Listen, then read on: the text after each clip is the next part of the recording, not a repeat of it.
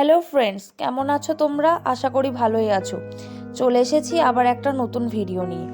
আজকে আমি তোমাদের সঙ্গে সরা পিঠের রেসিপি শেয়ার করব।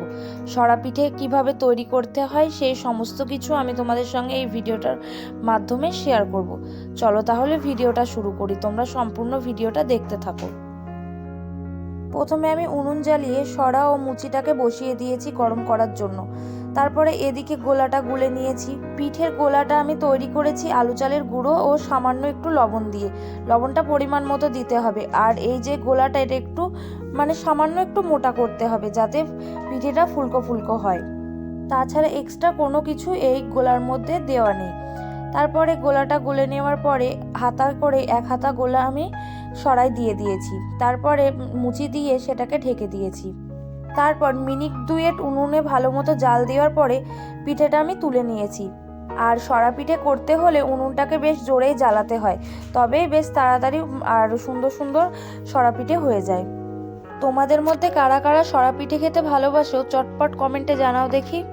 শীতের সন্ধ্যায় এরকম সরা পিঠে আর নলেন গুড় পেলে তো আর কোনো কথাই হবে না। এই সরা পিঠে অনেকে অনেক রকমভাবে বানায়।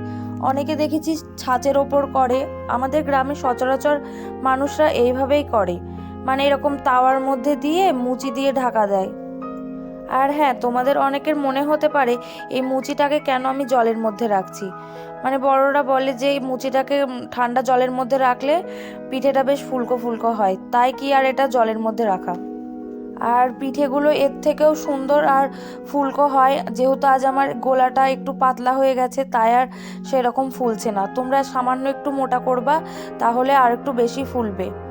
আর শীতকালের এই পিঠে পুলি জাতীয় খাবারগুলো যত ঠান্ডা হয় তত খেতে বেশি ভালো লাগে। আর এই পিঠেগুলো বেশ ঠান্ডা হয়ে গেলে, ধরে নাও এই বিকেলে বানালাম, কাল সকালবেলা ঠান্ডা হয়ে যায়, তখন খেতে দারুণ লাগে। এই গোলা পিঠে বানানো খুবই সহজ, কোনো কিছু সেইভাবে করা বা দেওয়া লাগে না। সামান্য চালের গুঁড়ি বা যেটুকু পরিমাণ আর কি লাগবে, পরিমাণ মতো জল আর লবণ দিলেই ব্যাস মিক্সচার তৈরি হয়ে যায়। আর হ্যাঁ, যারা যারা এই চ্যানেলের নতুন তারা অবশ্যই একটা সাবস্ক্রাইব করে দিও। আর ভিডিওটা ভালো লেগে থাকলে অবশ্যই লাইক কমেন্ট শেয়ার করে দিও।